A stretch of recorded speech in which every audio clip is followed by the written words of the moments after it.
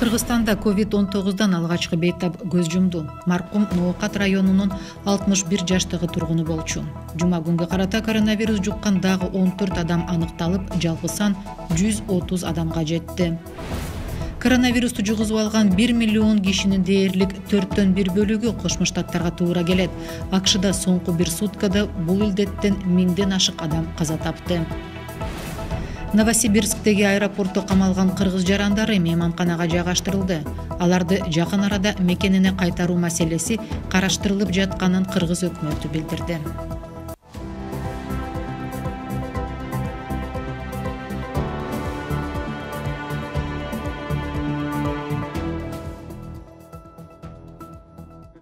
Кыргызстанда COVID-19 алгачкы бейтап көз жумду. Бул тууралуу коронавируска каршы республикалык штаб 3 апрелде кабарлады. Маркум Ноокат районунун 61 жаштагы тургуну. Жума күнгө карата Кыргызстандын аймагында коронавирус жуккан дагы 14 адам аныкталды. Муну менен жалпы сан 130 адамга жетти. Штаб жаңы бейтаптар кайсы аймакта экенин тактаган жок. Саламат сактоо министрлиги буга чейин 5 адам айыгып чыкканын билдирген. Ал тапта өзгөчө абалда эреже бузган адамдарды жазалоо чаралары күчөтүлдү. Карантинге баш ийбегендерге 30-60 миң сом, дары-дармекти кымбаттатып саткандарга 10-28 миң сом, документсиз жана өткөрмөсүз көчөгө чыккандарга 3 миң сом айып пул салынат. Нью-Йорк шаарында коронавирус жугузгандардын санынын көбөйүшү дарыгерлерди жана мед кызматкерлерди өзгөчө кабаттыр кыла баштады. Алардын айрымдары 2 апрелде Монтефьоре медициналык борбордун алдына топтолушуп, респираторлор сыяктуу коргонуу каражаттары жетишпей жатканына нааразылыгын билдиришти. Ооруган адамдардын саны көбөйдү. Барында эле коронавирус болбошу мүмкүн, бирок биз экстремалдуу шартта иштеп жатабыз.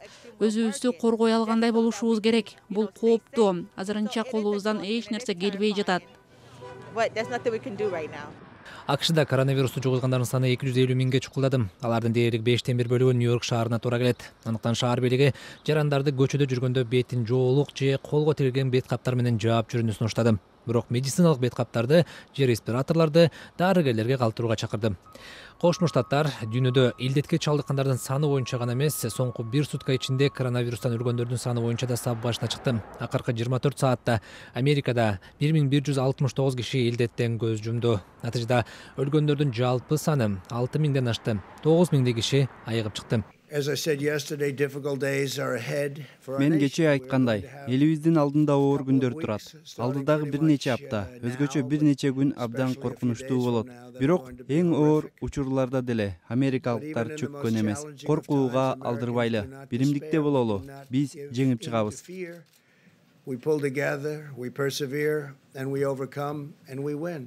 3 мартка карата коронавирус 181 өлкөдө катталып, ага чалдыккандардын саны 1 миллиондон ашты. Джон Хопкинс университетинин маалымат базасы көрсөткөндөй, алардын 53 миңден көбү көз жумду. 212 миң киши айыгып чыкты. Илдетке чалдыккандардын саны боюнча АКШдан кийин эле Италия менен Испания турат. Германияда вирус А деп катталган Кытайдан ашып өтүп 4-чү сапка чыкты. Пандемия башталгандан бери Италияда эң көп адам өлдү. Өлкөдө соңку бир сутка ичинде дагы 760 адам каза таап, алардын жалпы саны 14 миңге чукулдады. Испанияда да акыркы 24 сааттын ичинде 950 бейтап жашоо менен кош айтышып, өлгөндөрдүн саны 10 миңден ашты. Өпкөнү сезгинкен COVID-19 вирусу 3 ай мурда Кытайдын Ухань шаарында катталган. Кытай бийлиги өз аймагында илдет басаңдаганын билдирип, катаал чараларды жумшарта баштады. Ал эми дүйнөнүн калган аймактарында пандемия качан аяктаары бөдөмөк бойдон турат. Кубат Касымбеков, Азаттык. Борбор Нур-Султандын азык-түлүк саткан чоң базарларынын бири.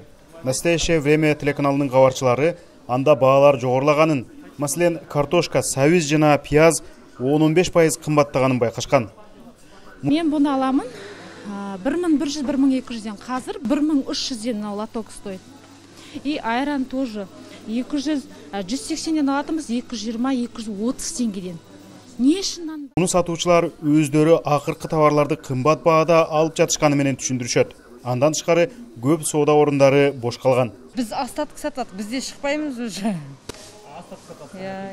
Барлыгына зат шаарында, например, кымбат барлык зат. Биз энди өзүнүн багасынан да төмен сатып атып, отурмайбыз го. Баанын жогорулашына теңгенин куну кетиши дагы себеп. Казакстан товардын басымдуу бөлүгүн сырттан чет өлкө валютасына сатып алат. Ал эми теңгенин курсу мунайдын баасы менен кошо чөккөн. Буга байланыштуу Казак өкмөтү бюджет кирешеси боюнча эсептерин кайра тууралап жатат. Эми мунайдын bir баррелинен башында пландалгандай $55 эмес, $20 киреше түшөт деп эсептелди. Мындан тышкары коронавируска байланыштуу Казакстандын ири шаарларында эл үйүндө тейлөөчү жайлар өндүрүш жабык болгондуктан салыктардагы аз чогултуулары күтүлүүдө. Эки негизги себептен улам Казакстандын бюджетине $3 миллиард 800 миллион түшпөй калыш ыктымалдыгын Финансы министрлиги эскертти. Таңкыстыкты жабуу үчүн Казак бийлиги чет элдик капитал базарынан $3 миллиард карыз алууну көздөөдө.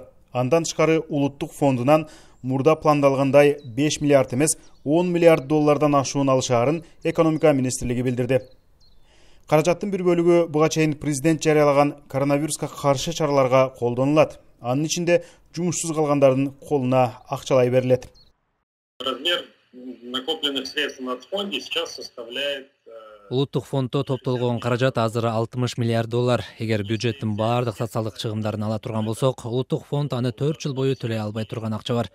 Бул жерде кеп өкмөт ал каражатты канчалык эффективдүү колдоно алат дегенде.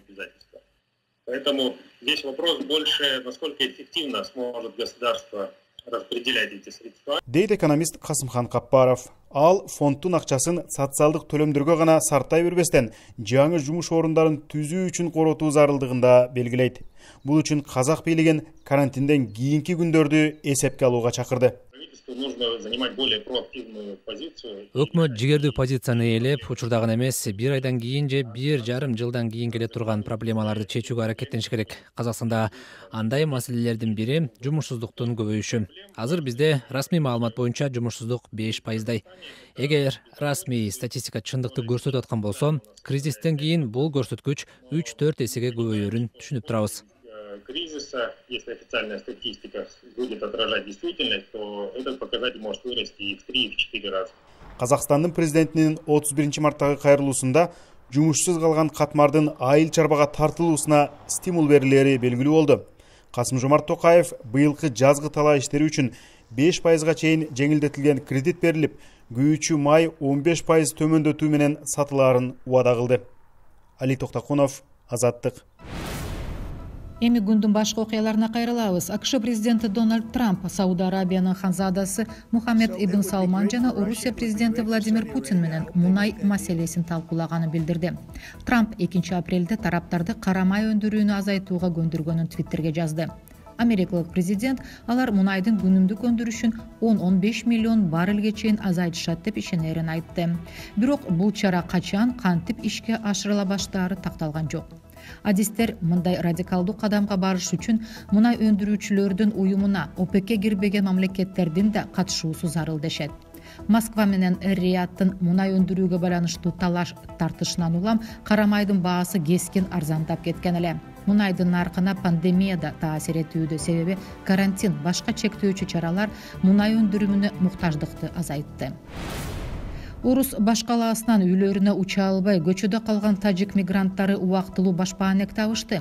Аларга жардамга мекендеши москвалык ишкер келди. Мигранттардын бири биздин радиого айтып бергендей, элчилик аларга жардам берген жок. Бизнесмен бир нече коттеджге жайгаштырып, тамак менен да камсыздап жатат. Бирок жергиликтүү бийлик анын аракети мыйзамга каршы келет деген доoma тартууда. Мигранттар Орусияда калыш үчүн каттуу документтерин узартууга тийиш. Ал эми тиешелүү мекемелер карантинге жабык. Авиакаттамдар токтогондо Москвадагы Домодедово аэропортунда Борбор-Азиялык 300 эмгек мигранты арасында кыргызстандыктар да топтолуп калган. Алар бир нече күн терминалда түнөөгө аргасыз болушкан. 31 мартта баардыгын аэропорттон кууп чыгышты. Мигранттардын 200дөн ашууну тажик жарандары болчу. Биздин кабарлар даярдалып жатканда кыргыз өкмөтү Новосибирсктеги аэропортто камалып калган 132 кыргыз жараны мейманканаларга жайгаштырылганы маалымдалды. Аларга убактылуу түнөк уюштурууга эл аралык миграция уюмунун Кыргызстандагы өкүлчүлүгү жардам берди. Грецияда качкындар лагери карантинге алынды. Афинадан 75 километр алыс жердеги Риццоно лагеринде 20 киши коронавирусту жугузуп алганы аныкталган. Ал жакта 2,5 миңдей мигрант баш калкалайт. Грециянын миграция министрлиги аларга тамак-аш, дезинфекциялык каражаттар таратылып, гигиеналык эрежелер түшүндүрүлүп жатканын билдирди. Лагерге кошумча дарыгерлер жөнөтүлдү. 2 жумага лагерге кирип чыгуу чектелди. 100 миңдей мигрантка баш калка берип келаткан Грецияда коронавирус 1,5 миңге жакын кишиде аныкталган. 50 киши оорудан көз жумду. Сауд Арабиясы дүйнө мусулмандарын кырдаалга байланыштуу ажылык сапарын пландабай турууга чакырды. Падышалыктын министри Мухаммед Салих ибн Тахир Ал-Ахбария каналындагы маегинде анын өлкөсү зыяратчыларды кабыл алууга жана аларга кызмат көрсөтүүгө даяр экени, бирок мусулмандардын саламаттыгы биринчи орунда экенин билдирди. Быйылкы ажылык сапар 28 июлда башталып, 2 августка чейин уланмак. Адатта 2,5 миллиондой мусулман Мекке жана Медина шаарларына ажылык зыяратка барат. Февралда Сауд Арабия чет өлкөлүк зыяратчылардын кичи ажылыкка же умрага барышын чектеген. Кыргызстанда коронавирус табылган алгачкы 3 киши умрага барып келгендер болгон. Сауд Арабияда коронавирусту 2 апрелге карата 1885 киши жугузуп алды, анын ичинен 20дан ашууну көз жумду. Американын бир топ аймактары карантинге алынып, көчөлөр кадимкидей ээнсирей түштү. Машинелерден элдин бака-шака ызы чуусу угулбайт, шаарлар жымжырт. Мындайда жаңы же тагыраагы биз унутуп бараткан жаңы бир добуш көбүрөөк угула баштады. Бул сайраган куштар. Мындайды эч качан көрө элек болчубуз. Адам баласынын жүрүм туруму чымчыктардын жүрүм турумуна канчалык таасир этерин үйрөнүп жатабыз. Фицпатриктин айтымында АКШ жана Европадагы изилдөөлөр адам баласы же адамдардын ишмердиги чыгарган добуштар көп болсо, куштар азыраак сайрап калаарын көргөзгөн. Карантин дагы улана берсе, анда чоң шаарларда да канаттуулардын түрлөрү көбөйө берет, дейт орнитолог. Бул жакшы жышаана. Эмне дегенде, Science журналынын изилдөөсүнө ылайык, АКШ жана Канадада куштардын популяциясы 1970 жылдан бери дээрлик 30%ке азайган. Сиздер Азаттык радиосунун жаңылыктарын көрдүңүздөр. Даярдагандар Айнура Жекши кызы жана Элиза Кененбаева. Саламатта калыңыздар.